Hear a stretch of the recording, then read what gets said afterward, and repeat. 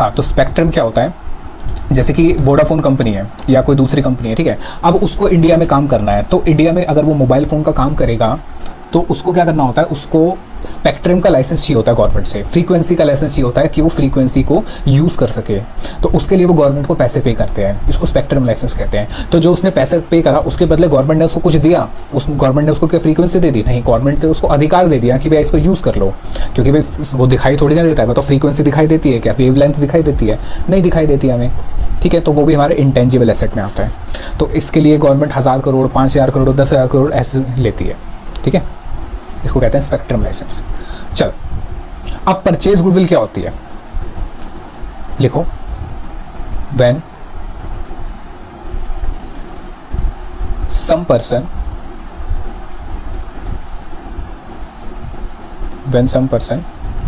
कहाँ गया, हाँ, या बिजनेस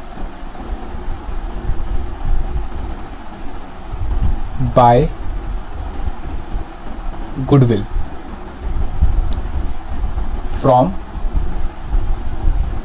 अनदर पर्सन या फिर बिजनेस, ठीक है। तो उसको हम क्या कहते हैं, परचेज गुडविल।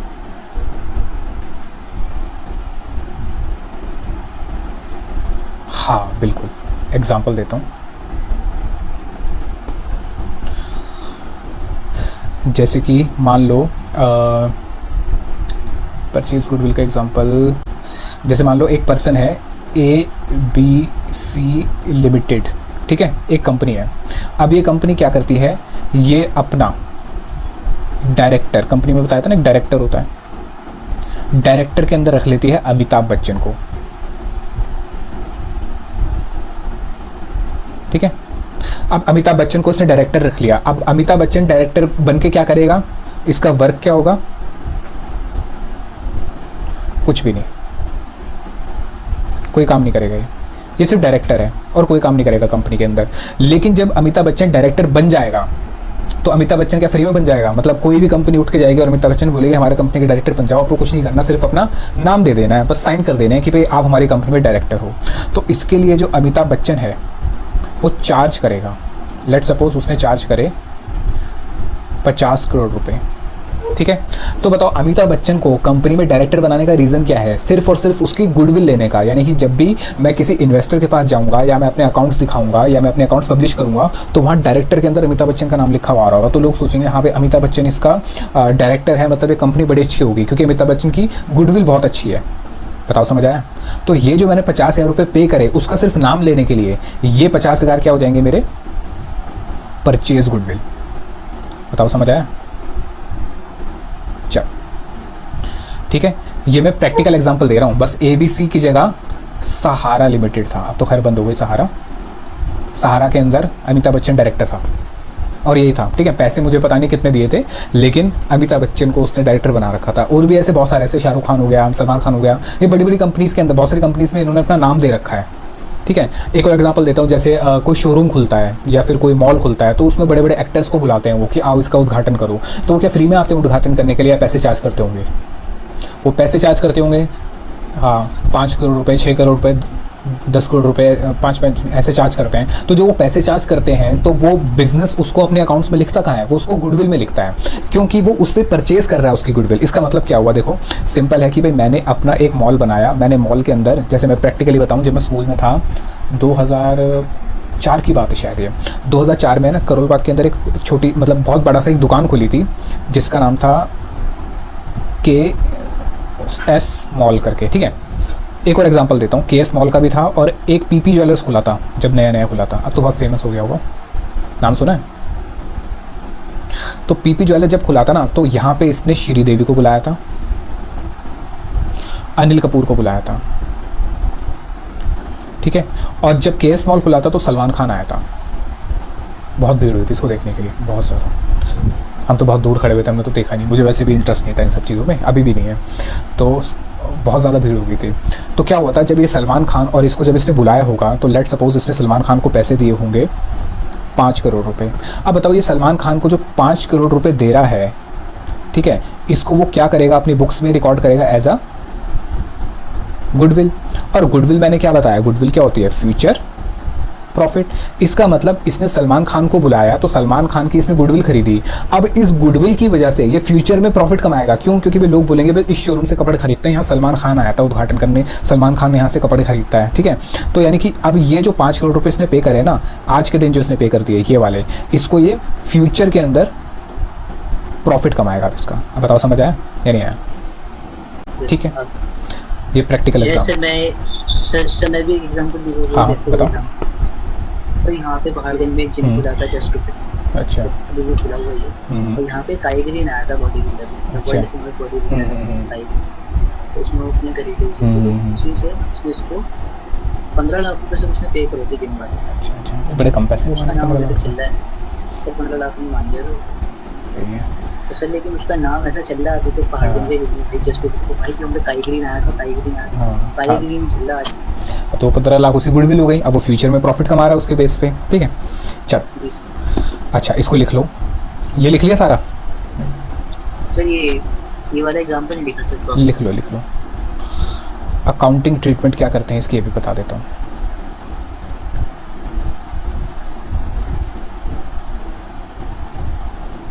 अकाउंटिंग ट्रीटमेंट कहाँ लिखी हुई है? AS 26 के अंदर। क्या ट्रीटमेंट लिखी हुई है इसकी? Record purchased goodwill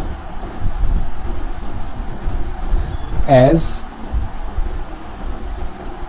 N intangible asset, ठीक है। परचेज गुडविल को क्या दिखाएंगे? As an intangible asset and write off, और इसको राइट ऑफ करना पड़ता है हमें in 5 years from the year of purchases. यानी जिस साल खरीदा है ना उस साल से 5 साल के अंदर इसको राइट ऑफ करना पड़ता है। और ठीक है, और एक चीज़ और बता दूं कि ये जो हम पढ़ रहे हैं ना, ये परचेज गुडविल, ये शेयर्स के चैप्टर में आएगा, शेयर्स या डिबेंचर में, यानी कि ये पार्टनरशिप में नहीं है, ठीक है। यानी जो मैंने परचेज गुडविल अभी बताई ये पार्टनरशिप में नहीं है। लिख लिया? लिख लो, ठीक है। इसकी ट्रीटमेंट क्या है अकाउंटिंग 26 के हिसाब से? ये कहता है कि भाई सबसे पहले अगर आपने गुडविल परचेज करी है ना तो उसको रिकॉर्ड करोगे कहाँ पे? उसको रिकॉर्ड करोगे गुडविल के अंदर, और बैलेंस शीट में इंटेंजिबल एसेट्स के अंदर उसको शो करोगे। दूसरा कि जब गुडविल खरीदी तो 5 साल के अंदर उसको क्या कर देना है? राइट ऑफ कर देना है। परचेज गुडविल हमेशा 5 साल में राइट ऑफ हो जानी चाहिए। यानी कि अगर मैंने मान लो राइट ऑफ मतलब इसको P&L के अंदर दिखा देना है, ठीक है। ये लिख लिया? मैं समझा देता हूँ कि मतलब क्या राइट ऑफ का क्या होता है। जैसे कोई हम एसेट खरीदते हैं, जैसे डेप्रिसिएशन दिखा है ना भाई, डेप्रिसिएशन में क्या होता है? अगर मैंने 10 लाख रुपए की मशीन खरीदी है, ठीक है, और ये 10 साल तक चलेगी तो हर साल कितना कितना डेप्रिसिएशन लगाऊंगा मैं? 1-1 लाख रुपए, ठीक है। ये डेप्रिसिएशन होता है। ऐसे गुडविल के लिए है, परचेज गुडविल के लिए। अगर उसने 15 लाख रुपए दिए हैं तो उसको कितने साल में इसको राइट ऑफ कर देना है? 5 साल के अंदर राइट ऑफ कर देना है। इसका मतलब हर साल ये अपना P&L में कितना खर्चा दिखाएगा? 15 लाख को 5 से डिवाइड कर दो, कितना आएगा? 3 लाख। तो यानी कि हर साल P&L में कितने रुपए खर्चा दिखाएगा? 3 लाख। यानी कि AS 26 की कंडीशन है कि भाई परचेज गुडविल करिए तो 5 साल में राइट ऑफ करना ही करना है। 6ठे साल में आपकी बुक्स में वो नजर आनी ही नहीं चाहिए, बैलेंस शीट में नजर नहीं आनी चाहिए। चाहे आपने 15 लाख रुपए दिए हों या 150 लाख रुपए दिए और 150 करोड़ रुपए दिए हों, 5 साल में राइट ऑफ हो जाने चाहिए, what ever is the amount. क्योंकि उसका मानना यह है कि जो आपने अभी पैसे दिए हैं ना फ्यूचर के लिए, तो आप उतने पैसे फ्यूचर में कमा लोगे। तो यहाँ मैचिंग कॉन्सेप्ट आ जाता है 11वीं क्लास का, मैचिंग कॉन्सेप्ट कि जो खर्चा हुआ और जो इनकम हुई वो मैच कर जानी चाहिए आपस में। तो वो कहते हैं कि 15 लाख रुपए अगर उसने दिए है ना तो 5 साल में 15 लाख रुपए कमा लेगा। तो 5 साल का खर्चा, 5 साल की इनकम, दोनों क्या हो जाएंगे? मैच हो जाएंगे। ये मैचिंग कॉन्सेप्ट भी है। लिख लिया? चले आगे। क्या? हाँ यार, ये लिखवाने के लिए लिखवाया मैंने।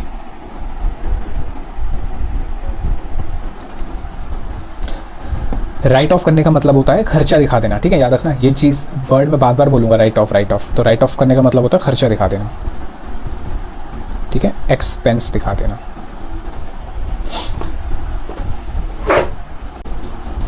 यार जब तक है ना स्कूल नहीं खुलते थे, वो ये चीज़ मैंने शायद पहले भी बताई थी कि क्या होता है, जैसे कि हम स्कूल में होते हैं तो स्कूल में क्या रहता है, टीचर्स का है ना प्रेशर रहता है। पहली बात तो सुबह स्कूल उठ के जाना पड़ता है, वहाँ पे टीचर्स का प्रेशर रहता है कि पढ़ाई करनी है, होमवर्क मिलता है, टेस्ट होते हैं, फिर वो टीचर धमकाता भी रहता है पेरेंट्स को बुला लेंगे, तो एक है ना फ्लो बना रहता है पढ़ने का। फिर जैसे हम 12th पास करते हैं, कॉलेज में जाते हैं ना, तो वो चीज़ खत्म हो जाती है। जो तुम आज अब फील कर रहे हो ना कि पढ़ाई वढ़ाई नहीं हो रही, सब ऐसे मजे के अंदर है, ये कॉलेज के अंदर जाके होता है। क्योंकि ओपन में जब जाते हैं, कॉलेज ओपन से जो करते हैं, रेगुलर से भी जो भी कर रहे हैं, तो उसमें क्या होता है, इतना बिल्कुल है ना प्रेशर खत्म हो जाता है। पेरेंट्स भी प्रेशराइज करना बंद कर देते हैं, सोचते हैं चलो कॉलेज में पढ़ लेगा, तो इस वजह से बच्चा पढ़ना छोड़ देता है। और ये चीज़ अभी हो रही है तुम्हारे साथ। चलो आओ सेल्फ जनरेटेड गुडविल के बारे में लिखते हैं। देखो दिस, हाँ, this goodwill is generated by any person by doing some hard work. ये हार्ड वर्क से कमाई जाती है। देखो ये खरीदी नहीं आती, ये कमाई जाती है।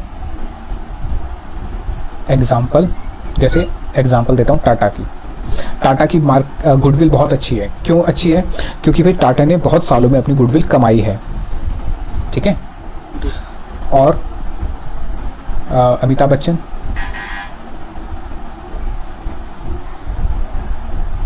ठीक है, अमिताभ बच्चन ने बहुत मेहनत करके अपनी गुडविल कमाई है। और बताओ और कोई? शाहरुख लिख सकते हैं, ठीक है। और भी बहुत सारे जो बड़े बड़े बिजनेस हैं, जैसे रिलायंस हो गया, टाटा हो गया, इन सब ने बड़ी मेहनत करके अपनी गुडविल कमाई है। ये सेल्फ जनरेटेड गुडविल है, ठीक है। चल इसकी भी अकाउंटिंग ट्रीटमेंट हम लिखते हैं। पहले ये लिख लो, लिख लिया? चल इसकी अकाउंटिंग ट्रीटमेंट लिख लो।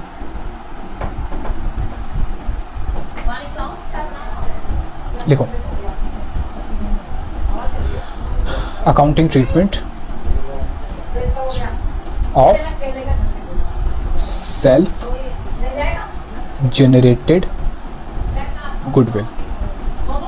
अकाउंटिंग ट्रीटमेंट क्या करनी है? अच्छा, इसकी अकाउंटिंग ट्रीटमेंट कहाँ लिखी हुई है? इसकी भी एज 26 में लिखी हुई है, ठीक है, क्योंकि एज 26 से डील करता है इसके साथ। तो वो क्या कहता है? Do not record in books of accounts, ठीक है। यानी कि सेल्फ जनरेटेड गुडविल को हम बुक्स ऑफ अकाउंट्स में रिकॉर्ड नहीं करेंगे। बताओ समझ आया? ठीक है, यानी अगर गुडविल परचेज करी है तो उसको रिकॉर्ड करोगे, उसको दिखाओगे, ठीक है, लेकिन सेल्फ जनरेटेड गुडविल को दिखाओगे ही नहीं बुक्स के अंदर। उसका रीज़न क्या है? देखो छोटा सा मैं रीज़न बता देता हूँ, सिंपल सा। भाई रीज़न इसका ये है कि जब आप गुडविल को परचेज करते हो तो क्या होता है, जब मैं गुडविल को परचेज करता हूँ तो मैं पैसे पे करता हूँ, यानी आउटफ्लो होता है मनी का। तो जब भी मनी का आउटफ्लो होता है तो वहाँ पे उसकी रिकॉर्डिंग आ जाती है, तो मैं उसको रिकॉर्ड कर लेता हूँ। लेकिन ये सेल्फ जनरेटेड गुडविल है, भाई मैंने खुद मेहनत करके अपनी गुडविल कमाई है, मैंने कोई पैसा दिया किसी को? पैसा तो दिया ही नहीं, यानी कि वहाँ पे आउटफ्लो ही नहीं हुआ पैसे का। तो जब पैसे का आउटफ्लो ही नहीं हुआ तो उसकी रिकॉर्डिंग की बात ही नहीं आती, क्योंकि मैं रिकॉर्ड क्या करूँगा बताओ? उसको जबरदस्ती थोड़ा ना रिकॉर्ड कर लूँगा। बताओ समझ आया? ठीक है। अच्छा एक चीज़ और, ये जो गुडविल हम पढ़ रहे हैं ये है पार्टनरशिप के अंदर सेल्फ जनरेटेड गुडविल, ठीक है। हाँ बताओ समझ आया? चल एक काम करो, अपनी बुक निकालो और बुक में ना कुछ पेजेस पीछे जाओ गुडविल के। तो यानी इतनी चीज़ हमें समझ आ गई कि हमें पार्टनरशिप में पढ़ना क्या है। हमें जो गुडविल पढ़नी है वो कौन सी गुडविल करनी है? सेल्फ जनरेटेड, ठीक है। अब सेल्फ जनरेटेड में हमें करना क्या है? हमें वैल्यूएशन करनी है, ठीक है। अब देखो क्वेश्चन ये आता है कि सर अभी मैंने क्या बताया? मैंने बताया कि भाई गुडविल को अगर वो सेल्फ जनरेटेड है तो रिकॉर्ड ही मत करो बुक्स में, क्योंकि पैसे का कोई आउटफ्लो हो नहीं रहा। बताओ समझ आया? ठीक है, लेकिन यहाँ पे मैं उसकी वैल्यूएशन करवा रहा हूँ कि ये बताओ कितने रुपए की है। तो जब रिकॉर्ड ही नहीं करना बुक्स में तो वैल्यूएशन क्यों कर रहे हो? क्वेश्चन समझ आया? भाई एक तरफ आप कहते हो, ये 26 कहता है कि भाई सेल्फ जनरेटेड गुडविल है उसको बुक्स में रिकॉर्ड मत करो, और इस चैप्टर में आप गुडविल की वैल्यूएशन करा रहे हो। तो यानी सबसे पहले क्वेश्चन ये आता है कि भाई गुडविल की वैल्यूएशन क्यों करी जा रही है, ठीक है। दूसरा क्वेश्चन आता है कि गुडविल की वैल्यूएशन कैसे करी जाएगी, ठीक है। भाई क्यों कर रहे हैं और कैसे कर रहे हैं, तो इस चैप्टर में हमें पढ़ना क्या है, इस चैप्टर में हमें पढ़ना है कि कैसे कर रहे हैं, क्यों कर रहे हैं, वो इस चैप्टर में नहीं बता रखा। ये बताओ, समझ आया? तो क्यों कर रहे हैं हम गुडविल की वैल्यूएशन, ये हम करेंगे आगे वाले चैप्टर में, अभी नहीं। तो यानी ये वाला क्वेश्चन जो है ना, थोड़े टाइम के लिए हम होल्ड पे रखते हैं, ठीक है। तो हमें करना क्या है, हाउ, कि भाई गुडविल की वैल्यूएशन कैसे करी जाएगी। तो इसके मैंने मेथड कराए थे, लिखवा दिए थे, बताओ कौन कौन से थे। एक तो एवरेज वाला था, एवरेज के अंदर दो मेथड थे, एक था सिंपल एवरेज और दूसरा वेटेड एवरेज, ठीक है। दूसरा मेथड क्या था, सुपर प्रॉफिट, और तीसरा मेथड कौन सा था, कैपिटलाइजेशन। कैपिटलाइजेशन के दो पार्ट थे, एक तो कैपिटलाइजेशन ऑफ नॉर्मल प्रॉफिट, ये मैंने लिखवा दिया था, याद है,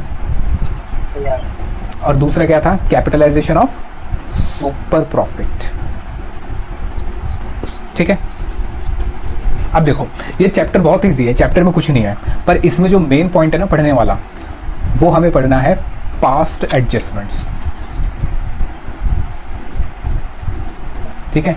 ये मेन पढ़ना है हमें। क्या होता था, जैसे मैं बताऊं कि आज से ना 3-4 साल पहले ये पास्ट एडजस्टमेंट तुम्हारे 12th के लेवल पे ज़्यादा से ज़्यादा 2 क्वेश्चन हुआ करते थे, 2 से 3 क्वेश्चन थे। पर अब क्या कर दिया उन्होंने, पास्ट एडजस्टमेंट पे ना बहुत अच्छे खासे क्वेश्चन डाल दिए, और एग्जाम में भी बड़े अच्छे खासे क्वेश्चन डाल दिए उन्होंने पास्ट एडजस्टमेंट पे। तो ये कह सकते हो कि इस पूरे चैप्टर में सबसे इंपॉर्टेंट पॉइंट है ना, वो यही है। बाकी तो बहुत सिंपल है चैप्टर, लेकिन ये पॉइंट सबसे ज़्यादा इंपॉर्टेंट है, और यही पॉइंट सबसे ज़्यादा मुश्किल भी लगता है बच्चों को, ठीक है। जबकि इसमें मुश्किल कुछ भी नहीं है, बहुत सिंपल है, अगर तुम इसका लॉजिक समझोगे ना तो अपने आप बता दोगे। तो चलो सबसे पहला मेथड शुरू करते हैं अपना, एवरेज मेथड, ठीक है। और एवरेज मेथड में भी हम सबसे पहले करेंगे सिंपल एवरेज, हाँ, ठीक है। अब देखो मैं इसका कोई फॉर्मूला नहीं कराऊंगा, मैं सिर्फ एक सिचुएशन दूंगा, उस सिचुएशन के हिसाब से मुझे बताते रहना कॉमन सेंस लगा के कि क्या क्या काम करना चाहिए। जो तुम बताओगे ना, देखो वही फॉर्मूला बन जाएगा। देखो अब क्या है कि भाई हम वैल्यूएशन कर रहे हैं गुडविल की, यानी कि मान लो ये एक दुकान है, ये एक पर्सन है, ठीक है, इसका नाम है लेट सपोज राजू, ठीक है। राजू की जो है जीन्स की दुकान है। अब राजू चाहता है कि भाई आज के दिन मैं अपनी वैल्यूएशन करूं, ठीक है। आज के दिन मतलब ये इस डेट पे है, ठीक है, आज की डेट है 6 अगस्त 2020। तो 2020 को वो सोच रहा है कि मैं अपनी गुडविल की वैल्यूएशन करूं। तो गुडविल की वैल्यूएशन का मतलब हो गया कि भाई आप फ्यूचर में कितना प्रॉफिट कमाओगे, ये जानना तो गुडविल की वैल्यूएशन होता है। क्योंकि गुडविल का मतलब क्या होता है कि आप फ्यूचर में कितना प्रॉफिट कमाओगे, फ्यूचर प्रॉफिट। अब बताओ ये अपना फ्यूचर प्रॉफिट की वैल्यूएशन कैसे करेगा, ये देख सकता है आगे तक, ठीक है। मतलब ये यहाँ पे खड़ा होकर आगे देख रहा है, और आज के दिन जानना चाहता है कि मैं भाई आने वाले सालों के अंदर, लेट सपोज ये आने वाले 5 साल की बात कर रहा है, कि आने वाले 5 साल में कितना कमा लेगा, वो आज के दिन मुझे अमाउंट बता दो। तो ये बताओ इसके लिए पॉसिबल है या नहीं है, कैसे बताएगा बताओ। तो पहले तो अपना से काम करता है, राजू की जीन्स की दुकान है, हाँ, और क्या कह रहे हो, तो रिपीट कर दूंगी, ठीक है, रिपीट कर देता हूँ। देखो ये आज के दिन खड़ा हुआ है 6 अगस्त 2020 को, और ये चाहता है कि आज के दिन ये बता दो कि इसकी गुडविल कितनी होगी, ठीक है। अब गुडविल का मतलब होता है फ्यूचर प्रॉफिट, यानी कि आने वाले 5 साल में कितना कमाएगा, वो आज के दिन बता दो टोटल मिला के। बता सकते हो? नहीं बता सकते, क्योंकि देखो सिंपल रीज़न है, हम फ्यूचर को करेक्टली कभी बता ही नहीं सकते। अगर हम फ्यूचर हमें पता ही होता तो भाई हम उसके अकॉर्डिंग आज के दिन काम कर लेते हैं, यानी फ्यूचर को हम कभी भी करेक्टली बता ही नहीं सकते। बताओ समझ आया? हम फ्यूचर को क्या कर सकते हैं, एस्टिमेट कर सकते हैं, ठीक है। फ्यूचर की हमेशा क्या लगाई जा सकती है, एस्टिमेशन लगाई जा सकती है, लेकिन फ्यूचर को कभी भी करेक्शन की तरह नहीं बता सकता। तो यानी कि मैं आज के दिन अपना फ्यूचर एस्टिमेट कर सकता हूं, लेकिन एक्यूरेट नहीं बता सकता। तो एस्टिमेशन करने के लिए मुझे क्या करना पड़ेगा, देखो जब भी मुझे फ्यूचर को एस्टिमेट करना होता है ना, तो मुझे हमेशा पास्ट में जाना पड़ता है, ठीक है। जैसे एग्जांपल देता हूँ, एक बच्चा है जिसके 6ठी क्लास के अंदर 60% आए, 7वीं के अंदर 60% आए, 8वीं के अंदर 60% आए, तो 9th क्लास में क्या बोलोगे कि कितने परसेंट आने चाहिए इसके? इसके आसपास में। यानी 60 के आसपास ही आए। अब ये हमने क्यों बोल दिया, हो सकता है इसके 90 के भी आ सकते हैं, पर हमने 60 क्यों बोला, क्योंकि हमने पिछला ट्रेंड देखा कि भाई पिछले 4-5 सालों से 60 के आसपास आ रहे हैं, तो इस बार भी 60 के आसपास ही आएंगे, यानी ये एवरेज स्टूडेंट है तो भाई इसके इतने ही नंबर आएंगे। तो हम क्या करते हैं, जब भी फ्यूचर को एस्टिमेट करते हैं तो हमेशा किसके बेसिस पे करा जाता है, पास्ट के बेसिस पे करा जाता है, क्योंकि फ्यूचर को तो हम बता ही नहीं सकते कितना होगा। ये बताओ समझ आया? तो यानी कि अब ये क्या करेगा, ये चेक करेगा कि उसने पास्ट में कितना कमाया। लेट सपोज यहाँ इसने कमाए 1 लाख रुपए, यहाँ कमाए 2 लाख रुपए, यहाँ कमाए इसने 4 लाख रुपए, यहाँ इसको लॉस हो गया था 2 लाख रुपए का, ठीक है, और यहाँ इसने कमाए 3 लाख रुपए, ठीक है। तो अब बताओ हम फ्यूचर में बता सकते हैं ये कितना कमाएगा, ज़रा सोचो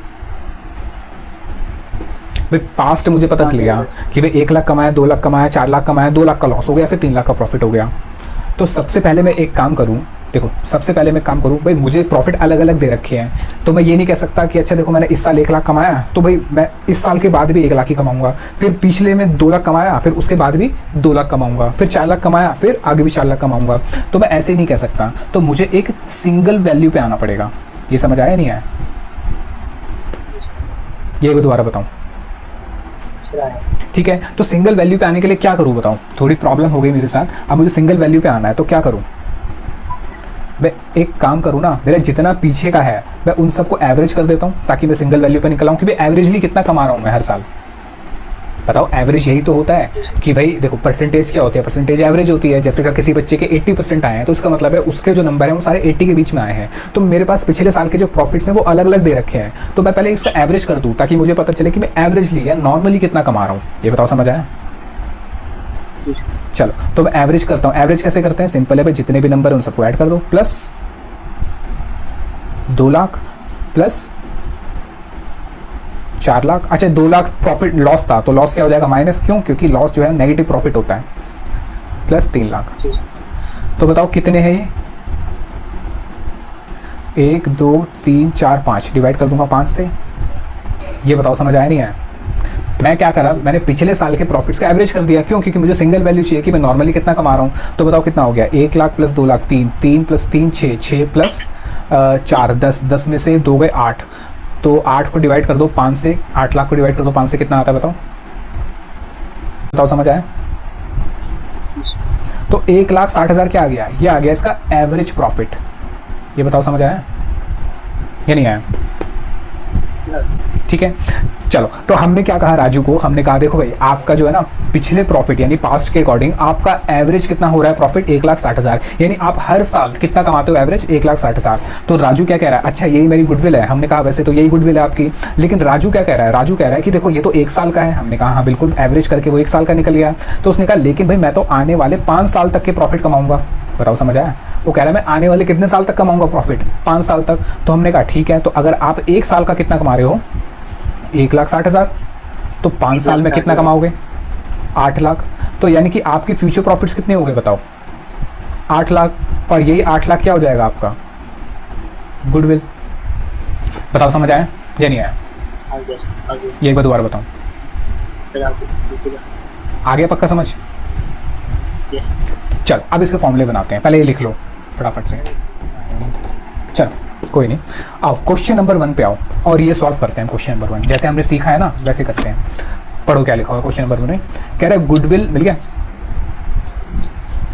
कह रहा है goodwill is to be valued. हमें क्या करना है यहाँ पे वैल्यूएशन, यानी कि हमें इस चैप्टर में पढ़ना है गुडविल कैसे निकालनी है, क्यों निकालनी है ये हमने नहीं सीखा, वो हम सीखेंगे अगले चैप्टर पे। तो कह रहा है कि गुडविल की वैल्यूएशन करो एट 3 ईयर परचेज। ठीक है, क्या लिखा है, एट 3 ईयर परचेज। ये 3 ईयर परचेज का मतलब है फ्यूचर में कमाएगा, फ्यूचर में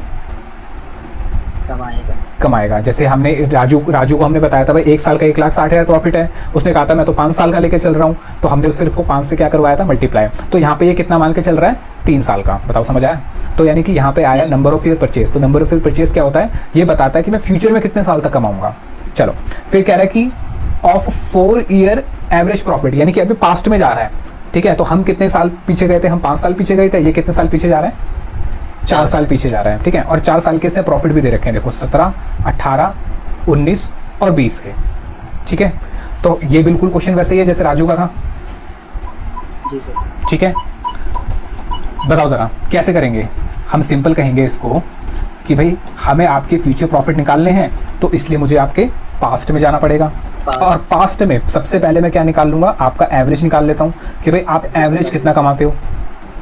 तो वो कैसे निकालूंगा? भाई पास्ट के सारे प्रॉफिट को जोड़ दो और डिवाइड कर दो जितने भी नंबर है उसके। तो बताओ प्रॉफिट कितने कितने थे हमारे?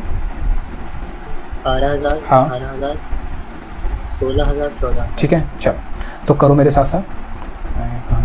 30, 12,000 प्लस कितना था? 14,000 प्लस और कितना था? 18,000 16, और 16,000। और डिवाइड किससे कर दूंगा इसको? 4 से। ये मैंने 4 से डिवाइड क्यों करा? क्योंकि नंबर ऑफ ईयर 4 है आपके। ये बताओ समझ आया नहीं आया? तो ये मैंने निकाला क्या? ये मैंने एवरेज निकाला कि भाई आप एवरेजली नॉर्मली हर साल इतना कमाते हो। तो बताओ एवरेजली कितना कमाता है ये? ऐड करके बता दो और डिवाइड करके बता दो कितना हो गया। 15,000। यानी कि 15,000 क्या हो गया? Per annum. यानी कि आप हर साल एवरेज कितना कमाते हो? 15,000। अब हमने से पूछा कि भाई कितना मान के चल रहे हो, कितना कमाओगे फ्यूचर में? तो उसने हमें क्या बताया? Number of year purchase. ठीक है, अच्छा मैं ये बता भी देता हूँ इसका मतलब क्या है नंबर ऑफ ईयर परचेज का, कि भाई आज के दिन अगर कोई मेरे से बिजनेस खरीदने आएगा तो मैं उससे एक्स्ट्रा पैसे लूंगा फ्यूचर प्रॉफिट के। तो मैं कितने साल के फ्यूचर प्रॉफिट के उससे एक्स्ट्रा पैसे लूंगा? 3 साल के। तो इसलिए इसने क्या कहा इसको? Number of year purchase. यानी अगर कोई मेरे से मेरा बिजनेस खरीदता है तो मेरे आने वाले कितने प्रॉफिट खरीद रहा है? वो 3 साल के प्रॉफिट खरीद रहा है। तो इसलिए उसने क्या नाम दिया इसको? Number of year purchase. ये बताओ समझ आया? तो भाई नंबर ऑफ ईयर परचेज कितना है बताओ क्वेश्चन में? 3। तो गुडविल निकाल सकते हैं। फिर गुडविल फ्यूचर प्रॉफिट होता है। हमने कहा कि आप एवरेजली कितना कमाते हो? 15,000 रुपये। कितने साल तक कमाओगे? 3 साल तक। 3 साल, तो यानी कि 3 साल में कितना कमा लोगे? 45,000। तो ये आपने गुडविल हो गई। क्वेश्चन खत्म। चेक करो आंसर दे रखा है उसमें। फिर आंसर्स नहीं दे रहे। आंसर क्यों नहीं दे रखे यार? आंसर पहले तो सब में दे रखे थे, अब क्यों नहीं दे रखे इन्होंने? कोशिश में नहीं आ रहे, बता रहा हूँ किसी में भी आंसर पता नहीं। चलो ये गुडविल आ गई 45,000 रुपये। ये बताओ समझ आया? बताओ हमने कोई फॉर्मूला यूज़ करा? हमने गुडविल निकाली, कोई फॉर्मूला यूज़ करा हमने तो सिर्फ लॉजिक के हिसाब से करा। अब फॉर्मूला बना दो। आओ ज़रा। तो बताओ सबसे पहले मैंने क्या निकाला? Average profit. तो मुझे एवरेज प्रॉफिट का फॉर्मूला बता दो कि कैसे होगा, बताओ ज़रा। पास्ट तो जितना ठीक पास्ट है, में हम हाँ जो भी हमारे, हमने वो पहले जमा करेंगे। हाँ profit number 1 plus profit number 2। अच्छा माइनस कर दोगे अगर कोई लॉस है तो, ठीक है, और डिवाइड कर दोगे किससे? नंबर ऑफ ईयर्स से। ठीक है, और गुडविल कैसे निकाली बताओ हमने कहा कि जो आपने एवरेज, हाँ बताओ बिल्कुल। सर जितने उसने ईयर्स दे रखे थे, 3 साल उसने दे रखे थे, हम उसको जो हमारे सर परसेंटेज निकलेगी, नहीं परसेंटेज नहीं, एवरेज प्रॉफिट जो निकला था उससे मल्टीप्लाई कर दो। जो हमारा एवरेज प्रॉफिट निकलेगा उससे हाँ ये फॉर्मूला है। अब बताओ ये कोई फॉर्मूला है? ये तो सिंपल लॉजिक की बात है। ये बताओ समझ आया नहीं आया? तो यानी इसमें कोई भी फॉर्मूला कुछ नहीं है? कॉपी करूं इसे? हाँ कॉपी करो इसे, क्योंकि एग्जाम में तुम्हें फॉर्मूला लिखना पड़ेगा भाई, नहीं तो टीचर को लगेगा तुमने कॉपी करा। पड़ेगा और फिर वैल्यू पुट करनी पड़ेगी मैथ्स की तरह। मैं बताऊंगा कैसे करना है, क्वेश्चन करेंगे ना तो मैं बताऊंगा।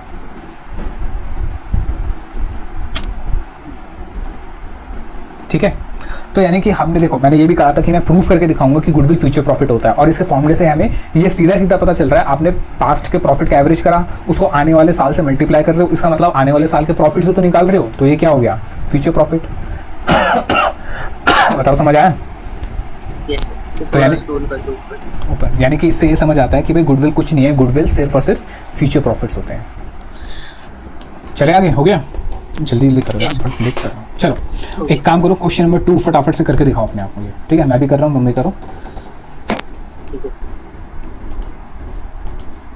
क्वेश्चन नंबर 2 मैं पढ़ा देता हूँ क्या लिखा है। आओ, कह रहे कि प्रॉफिट फॉर द 5 ईयर्स, ठीक है, पिछले साल के 5 साल के प्रॉफिट की बात कर रहा है। 2016 4 लाख है, 17 के 3,98,000, 2018 के 4,50,000, 19 के 4,45,000 एंड ईयर 2020 के 5 लाख। कह रहे कैलकुलेट गुडविल, ठीक है, on the basis of 4 year purchase of 5 year average profit. ठीक है, यानी कह रहा है नंबर ऑफ ईयर। अच्छा मुझे इसमें बता दो नंबर ऑफ ईयर परचेज कितने हैं, 4 है या 5 है बताओ?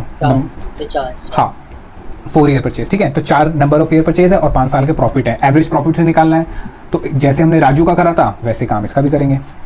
हाँ करो, हाँ करो, तुम अपना करो मैं अपना करता हूँ।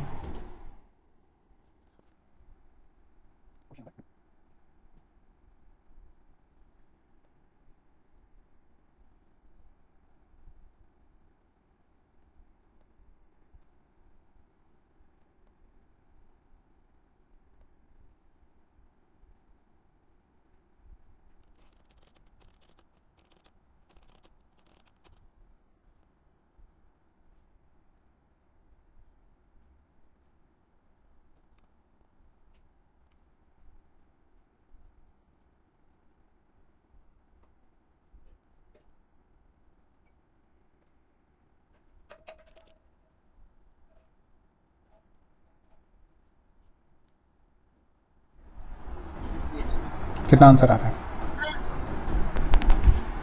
तो 7 lakh sir 73 lakh 48। Average profit कितना आया? 18 लाख 37 लाख। देखो ऐसे ही करा या कुछ गलत कर दिया? ऐसे ही करा। 4 lakh plus 3,98,000 plus 4,50,000 plus 4,45,000 plus 5 lakh plus 5 lakh divide by 5, यह आएगा 4,38,600। तुमने 5 से डिवाइड करा, ये करा था। फिर गलत करा है। 4,38,600 आएगा, फिर इसको 4 से मल्टीप्लाई करोगे 17,54,400, ये गुडविल आएगी। देखो तुमने कैलकुलेशन गलत करी है। अब कैलकुलेशन गलत पे भाई मैं कुछ नहीं कर सकता, क्योंकि कैलकुलेशन तुम्हें ढंग से आनी चाहिए करनी, क्योंकि कैलकुलेशन तो बचपन से करते आए हो। और इसमें गलती हो गई, और प्लस में गलती हो गई। प्लस में गलती हुई, मैं कह रहा हूँ ना, क्योंकि देखो मैंने कैलकुलेटर को यूज नहीं करा, हमने इसे कॉपी में कर अपने दिमाग में प्लस। नहीं पहले नहीं मैंने ये प्लस कर दिए 5 और 4 लाख 9 लाख कर दिए। देखो क्या क्या मैं बताता हूँ, देखो क्या करो एग्जाम में या फिर कभी भी, जैसे मैं भी करा रहा हूँ ना, तो क्या क्या करो, जब भी प्लस करना हो ना तो यहाँ पे एक छोटा सा बना लो, जैसे बचपन में करते थे ना कि 4 लाख लिखा फिर ये लिखा, बिल्कुल ऐसे ही करो। क्योंकि देखो अब क्या लगता है कि भाई हम ऐसे नहीं करेंगे, हम दिमाग में कर लेंगे, पर नहीं होता। ऐसे करो, इसमें जल्दी हो जाएगा। दिमाग में करोगे तो लेट होता है, गलती के चांसेस भी बढ़ जाते हैं। ठीक है, नेक्स्ट टाइम से ये चीज़ करना। चल ये लिख लो फटाफट से।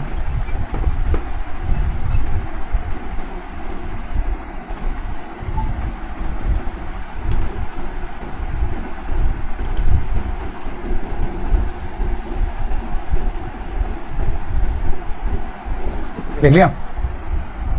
यस। अब क्वेश्चन नंबर 4 पे आओ। अच्छा, जितने क्वेश्चन मैं बीच में छुड़ा रहा हूँ वो सारे के सारे होमवर्क हैं। ठीक है, एक दो चीज़ें करनी है, एक तो जो क्वेश्चन कराए हैं क्लास में वो रिपीट होनी चाहिए, उसके अलावा जो मैंने क्वेश्चन छुड़ा दिए हैं वो घर पे करने हैं। ठीक है, क्वेश्चन नंबर 4 पढ़ते हैं। क्या कह रहे हैं? कह रहे calculate the value of firm goodwill on the basis of 1.5 year purchase. तो नंबर ऑफ ईयर परचेज कितना है? 1.5 ईयर। 1.5 को हम 1.5 लिखते हैं भाई, 1.5 को हम 1.5 तो लिखते हैं। ठीक है, तो अब यहाँ बच्चे ना कंफ्यूज हो जाते हैं, खासकर सरकारी स्कूल के, कि भाई 1.5 ईयर इसको कैसे लिखेंगे? भाई 1.5 ईयर 1.5 होता है। कह रहा purchase of average profit of last 3 years, the profit for the first year 1 lakh रुपए, for the second year was twice the profit of the first year, and for the third year the profit was 1.5 times of the profit of second year. अब देखो इसमें कुछ नहीं है, question में बहुत simple है, यहाँ पे सिर्फ और सिर्फ वो इंग्लिश में घुमा रहा है हमें। ठीक है, और सबसे ज़्यादा दिक्कत क्या होती है? सबसे ज़्यादा दिक्कत हम जैसे सरकारी स्कूल वाले बच्चों को होती है जिनको इंग्लिश नहीं आती, कि ये पता नहीं इसने क्या क्या लिख दिया इंग्लिश में। ठीक है, अच्छा मुझे बता सकते हो कि कैसा होगा इसका एवरेज प्रॉफिट? तो कोशिश कर।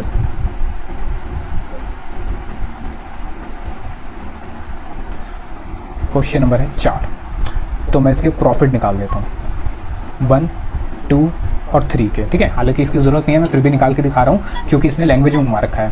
ठीक है, कह रहा था profit for the first year, पहले साल का जो प्रॉफिट दे रखा है इसने वो कितना दे रखा है?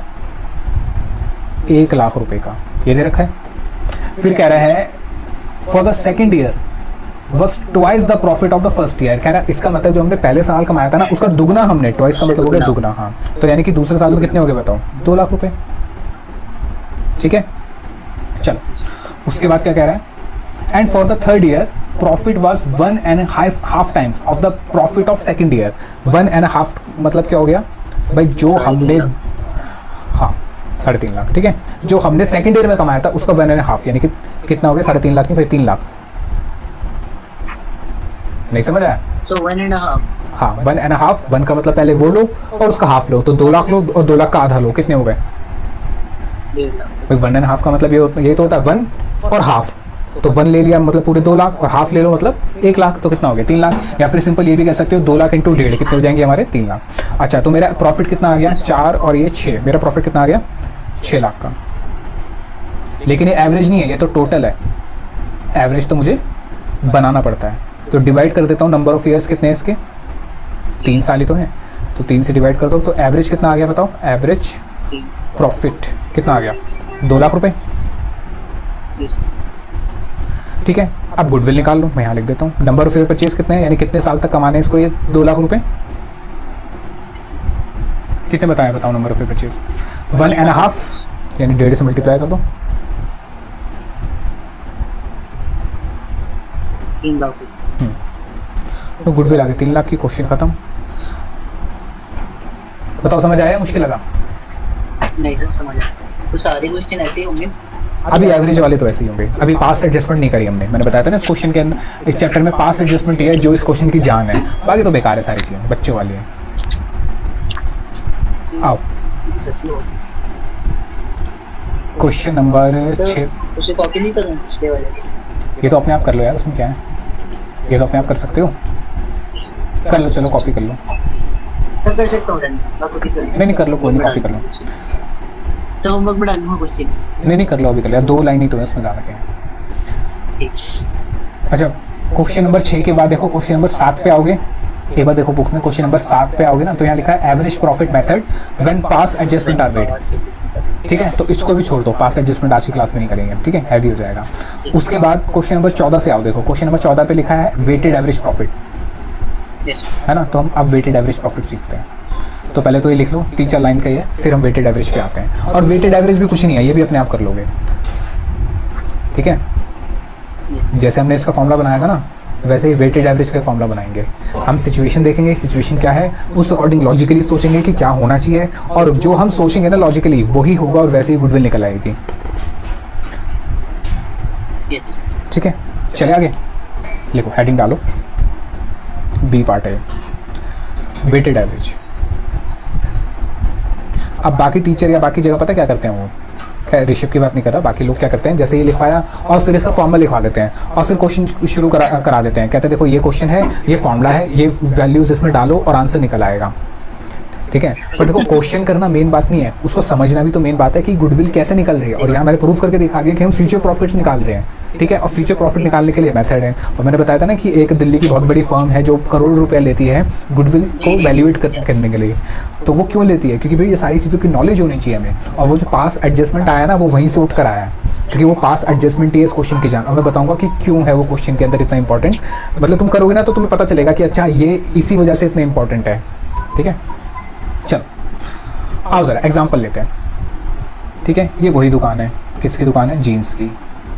और ये कौन है, ये है वही हमारा राजू। ठीक है, मैं राजू नाम इसलिए लेता हूँ क्योंकि मेरे घर के सामने दुकान हुआ करती थी राजू की, तो इसलिए मैं राजू नाम ले लेता हूँ। ठीक है, अब क्या हुआ, इसने फिर से कहा कि भैया मुझे अपना गुडविल निकालना है, आज के दिन पे गुडविल निकालनी है।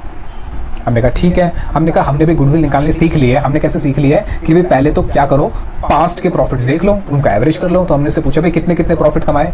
इसने कहा कि देखो इस साल जो मैंने कमाया ना, मैंने कमाए 1 लाख रुपए। सर एक सवाल है, बोलो। तो जो कंपनी जो गुडविल निकालती है, हाँ, तो वो गुडविल वो निकालती है परचेज गुडविल या फिर सेल्फ जनरेटेड गुडविल? बताओ, तुम बताओ कि वो सेल्फ जनरेटेड निकाल रही है, परचेज निकाल रही है? तो वो परचेज निकालती है। नहीं, सेल्फ जनरेटेड निकाल रही है। मैं जा रहा हूँ कंपनी के पास और कह रहा हूँ मुझे मेरी गुडविल बता दो, तो वो मेरी गुडविल बताओ, मैं खरीद थोड़ा रहा हूँ किसी से गुडविल। देखो परचेज गुडविल में तो सिंपल है, मैं पैसे देता हूँ खरीदता हूँ, वहाँ तो निकालने की बात ही नहीं होती। वो तो जितने मेरे से पैसे मांगेगा मैं दे दूंगा, लेकिन जो पैसे मेरे से मांग रहा है उसको भी तो पता होना चाहिए कि भाई कितने पैसे मांगने चाहिए मुझे, तो वो सेल्फ जनरेटेड गुडविल निकालेगा। सर फिर तो गुडविल हम भी निकाल सकते हैं। हाँ निकाल सकते हो, ये जो सीख रहे हो गुडविल निकालना ही तो सीख रहे हो। जो सिर्फ वो हमको भी इतने पैसे दे देगा? नहीं देगा। वो क्यों नहीं देगा, वो पास एडजस्टमेंट में सीखोगे। ठीक है, देखो अभी तो हम सिंपल नॉर्मल से समझ रहे हैं कि अच्छा गुडविल ऐसे निकलती है, प्रैक्टिकली ऐसा होता है, लेकिन इतना आसान नहीं होता। जब पास एडजस्टमेंट करोगे ना तब पता चलेगा कि प्रैक्टिकली कैसा काम होता है। इसीलिए तो मैंने क्या बताया तुम्हें, मैंने पहले शुरू में बताया कि भाई ये चैप्टर सीए फाइनल में है। अब मुझे बताओ ये चैप्टर 12th में भी है, ये चैप्टर सीए फाइनल में भी है। 12th तो सीए फाइनल में कितना फ़र्क है, ज़मीन आसमान का फ़र्क आ जाता है। तो दोनों में चैप्टर हैं, तो तुम्हारी 12th पे लगा लो कितना होगा, फाइनल में कितना होगा। और फाइनल का करने के बाद भी मैं ये नहीं कह सकता कि मैं प्रैक्टिकली गुडविल निकाल सकता हूँ, क्योंकि उसके लिए फिर और ज़्यादा पढ़ाई करनी पड़ती है। मतलब इन डेप्थ नॉलेज के लिए पूरी गुडविल वैल्यूएशन की अलग से पढ़ाई होती है, फिर इसका एक अलग से वैल्यूएशन का कोर्स होता है। सीए करने के बाद वैल्यूएशन का कोर्स करना पड़ता है अलग से, ताकि गुडविल वैल्यूएशन करनी पूरी आ सके। तो इतना आसान नहीं है भाई, 12th करने के बाद कोई गुडविल वैल्यूएशन नहीं कर सकता।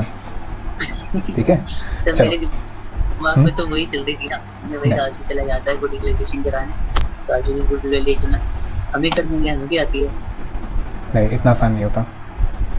चलो, तो हमने इससे पूछा कि भाई कितना कितना प्रॉफिट कमाया। इसने कहा देखो हमने सबसे पिछले साल में 1 लाख कमाया, उसके बाद 2 लाख कमाया, उसके बाद 1.5 लाख रुपए कमाए, और यहाँ पे जाके मुझे प्रॉफिट हो गया लेट सपोज 50,000 रुपये का, गिर गया प्रॉफिट थोड़ा। हमने कहा ठीक है, तो हमने कहा उसका एवरेज कर लेते हैं, ठीक है, क्योंकि देखो हमने जो पढ़ा है उस हिसाब से काम कर रहे हैं। हमने कहा ठीक है, आपने ये सब करा, हम एक काम कर लेते हैं, इसका एवरेज कर लेते हैं। अब राजू हमें क्या कह रहा है, राजू कह रहा है रुक जाओ। हमने कहा क्यों? कह रहा है देखो ज़रा भाई, मैंने तो बहुत साल पहले या मैं कहूँ पिछले सालों के अंदर मैंने इतना कमाया था, लेकिन अब मैं मान के चल रहा हूँ कि जो मैंने यहाँ 1 लाख कमाए थे ना, ये वाले 1 लाख जो थे, जो शुरू में कितने कमाए थे? 1 लाख, ठीक है, तो ये तो मैं 1 लाख ही कमाऊँगा यहाँ पे भी, यानी अगले वाले साल में भी कितना कमाऊँगा? 1 लाख। लेकिन उसके अगले वाले साल में जो मैंने कमाया था ना, इसका दुगना हो जाएगा, ट्वाइस हो जाएगा। तो हमने पूछा दुगना क्यों हो जाएगा? वो बोले भाई मार्केट बढ़ रही है, इन्फ्लेशन बढ़ रहा है, महंगाई हो रही है, तो भाई 2 लाख मैंने कमाए थे, लेकिन इस बार मैं कितना कमाऊंगा? उस 2 लाख की बजाय 4 लाख कमाऊंगा। हमने कहा ठीक है, और फिर कह रहा है कि भाई जो 1.5 लाख कमाए थे उसका मैं कितना कमाऊंगा इस बार? 3 लाख। 3 टाइम्स, 3 लाख नहीं 3 टाइम्स, 3 गुना। और 50,000 जो कमाया था उसका कितना कमाऊंगा? 4 टाइम्स। यानी अब मैंने क्या करा, देखो मैंने कुछ नहीं करा, जो प्रॉफिट मैं पहले कमाता था उनको मैं पहले सिंपल एवरेज कर देता था कि भाई जितने भी थे उनको जोड़ दो, उतने ही वो आगे कमाएगा, मल्टीप्लाई कर दो, आंसर आ जाता था। पर अब क्या करा उसने, इसके अंदर क्या लगा दिया? भार लगा दिया। भार मतलब वेट लगा दिया, समझ आया? वेट से वो प्रॉफिट क्या हो गया बताओ? जैसे ही वेट उसमें लगा, वेट से वो प्रॉफिट इंक्रीज हो गया, बढ़ गया। बताओ समझ आया नहीं आया? ठीक है, तो यानी अब मैं क्या कहूँगा, मैं इसका फ्यूचर प्रॉफिट कैसे निकालूंगा? सिंपल कहूँगा, अच्छा ठीक है भाई, आपके जो फ्यूचर प्रॉफिट्स होंगे ना वो ऐसे होंगे कि भाई आप कह रहे हो कि पहले आपने कमाए थे 1 लाख रुपए, और अभी भी आप कह रहे हो कि 1 लाख ही कमाओगे, ठीक है। फिर आपने कितने कमाए थे? 2 लाख रुपए। अब आप कह रहे हो कि कितने कमाओगे? इसका दुगना कमाओगे। तो हमने कहा कितने हो गए? 4 लाख रुपए। फिर उसने कहा कि भाई कितना कमाया था? 1.5 लाख, और अब कितना कमाओगे इस 1.5 लाख का? 3 गुना, यानी कितना हो जाएगा? 4.5 लाख। और फिर उसने कहा था कि जो कमाए 50,000, इसका कितना कमाएगा? 4 गुना, यानी कितना हो जाएगा? 2 लाख रुपए। 2 लाख। ये बताओ समझ आया? तो मैंने जो 1 2 3 4 ये जो लिखा, ये 1 2 3 4 ये क्या है? ये होता है वेट। Number of years. नहीं, ये वेट्स है, इससे प्रॉफिट को इंक्रीज करा मैंने। ये समझ आया? ठीक है, ये वेट होते हैं। ये वेट क्यों लगाए गए हैं? देखो बहुत सारे रीज़न होते हैं। पहली बात तो महंगाई हो गई, इन्फ्लेशन, ठीक है। दूसरा, इसका बिजनेस ग्रो कर रहा है, भाई हो सकता है इसने पहले 1 लाख कमाए हो, आगे चल के ज़्यादा कमाएगा फ्यूचर में। से तो ना जितने कमा रहे हो, पिछले जितने कमाया था उतने कमाया, उससे ज़्यादा कमाएगा। तो यानी हमने क्या करा, हमने प्रॉफिट्स के अंदर वेट्स लगा दिए, भारी कर दिया प्रॉफिट को, जिससे मेरा प्रॉफिट क्या हो गया? फ्यूचर का प्रॉफिट पास्ट के मुकाबले इंक्रीज हो गया। ये बताओ समझ आया? दुगना हो गया। नहीं, दुगना नहीं, बढ़ गया।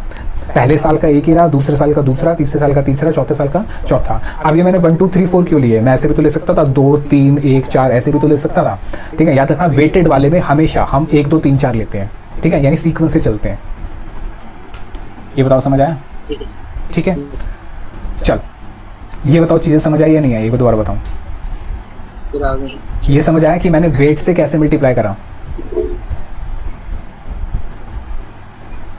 तो बताया तो अभी आपने।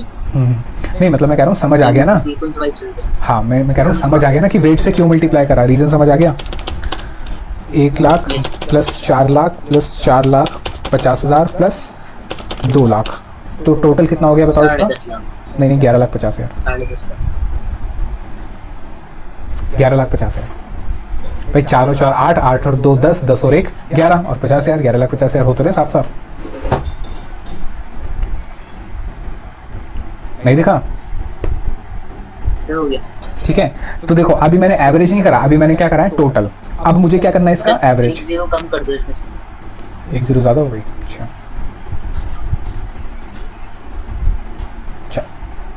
अब मुझे इसका एवरेज करना है, तो एवरेज कैसे करूंगा बताओ? 11,50,000 को किससे डिवाइड करूंगा? बताओ किस? नहीं, यहाँ पे वेट से टोटल से डिवाइड होता है। वेट के टोटल कर लो, कितना हो गया? 10। तो यहाँ पे मैं किससे डिवाइड करूँगा? 10 से। तो ये कितना आ गया? 1,15,000। अब मैं मज़े की बात बताऊँ, ये चीज़ तुम पहले ही कर चुके हो 11वीं क्लास में स्टैटिस्टिक्स के अंदर। स्टैटिस्टिक्स 11वीं में थी ना? तो वहाँ पे ही कर चुके हो भाई। और बल्कि 11वीं में भी नहीं करा तो 9वीं में करा होगा, 10वीं में करा होगा। वेटेड एवरेज वहाँ भी आता है और वहाँ पे फॉर्मूला कराया जाता है। यहाँ पे मैं समझा रहा हूँ इसको कि वेटेड एवरेज है क्या। ठीक है, तो ये वेटेड एवरेज प्रॉफिट निकला मेरा। ये बताओ समझ आया नहीं आया? ठीक है, अब देखो ज़रा, तुमने क्वेश्चन पूछा नहीं पर मेरे दिमाग में ये क्वेश्चन आया था जब मैंने पहली बार वेटेड एवरेज ऐसे करा था ना, तो मेरे दिमाग में क्वेश्चन आया कि जब मैं सिंपल एवरेज करता हूँ तो मैं नंबर ऑफ ईयर से डिवाइड करता हूँ, तो भाई यहाँ पे भी तो वही होना चाहिए ना, क्योंकि नंबर ऑफ ईयर तो 4 ही हो रहे हैं मेरे पास। देखो पर नंबर ऑफ ईयर तो 1 2 3 4, तो मुझे यहाँ पर 4 से डिवाइड करना चाहिए ना, 10 से क्यों डिवाइड करवा दिया? क्वेश्चन समझ आया? ठीक है, ये क्वेश्चन दिमाग में आया था नहीं आया था? पूछा क्यों नहीं?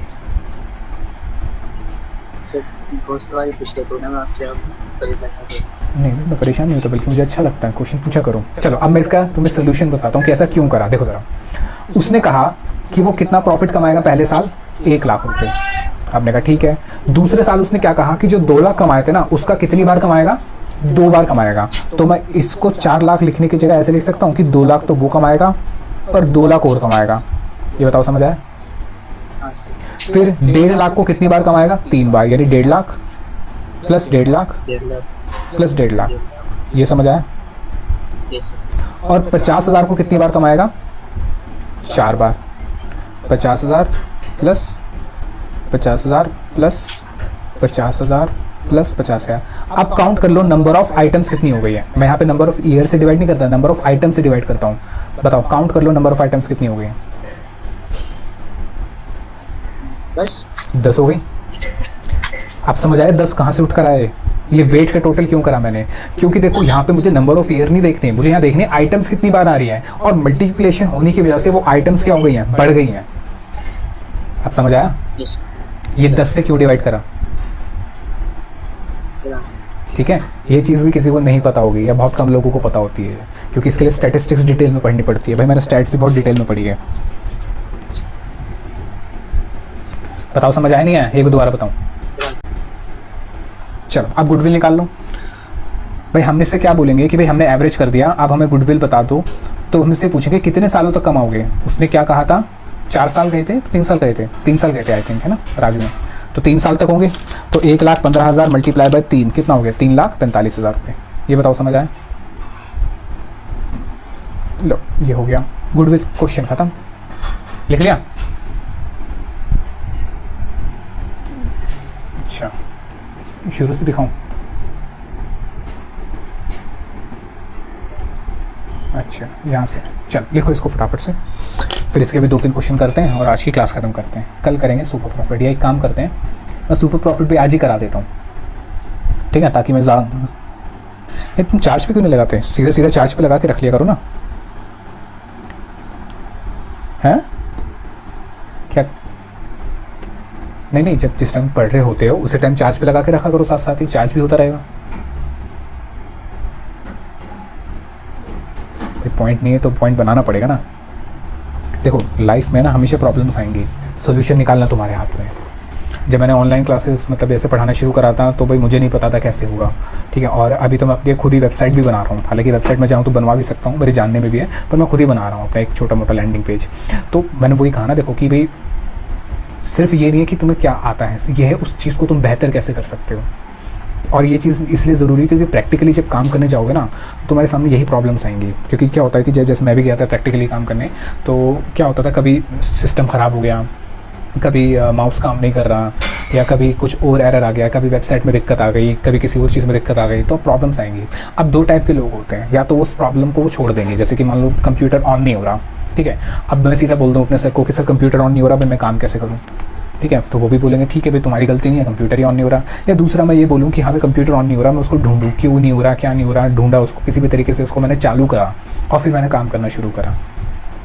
तो तुम्हारे ऊपर है ना कि भाई तुम किस लाइन में मतलब किस लेवल पे रहते हो। तो प्रॉब्लम है तो सोल्यूशन ढूंढो। जॉब करूँ सर? हाँ 12th के बाद जॉब करना। एडमिशन डाल दूँगा। नहीं देखो अगर LLB करोगे ना तो सीधा ग्रेजुएशन करो अपनी, उससे LLB की फर्स्ट ईयर अपना LLB से शुरुआत करो। उसके एग्ज़ाम होते हैं, क्लैट के एग्ज़ाम होते हैं मेरे ख्याल से, वो एक बार देखना पड़ेगा, मुझे भी याद नहीं है, उससे शुरू कर सकते हैं। होने वाला है 30 सेकंड में, अब नहीं होगा मेरे पास। चलो फिर एक काम करते हैं, अगली क्लास में देखते हैं, ठीक है? एक काम करना, ये जो क्वेश्चन छूट गए ना एवरेज, वेटेड एवरेज के और एवरेज वाले ये घर पे कंप्लीट करना और ये रिवाइज भी करना। पास एडजस्टमेंट को छोड़ देना, पास एडजस्टमेंट मैं कराऊंगा, ठीक है। चलो फिर अगली क्लास में मिलते हैं, ठीक है, चलो बाय।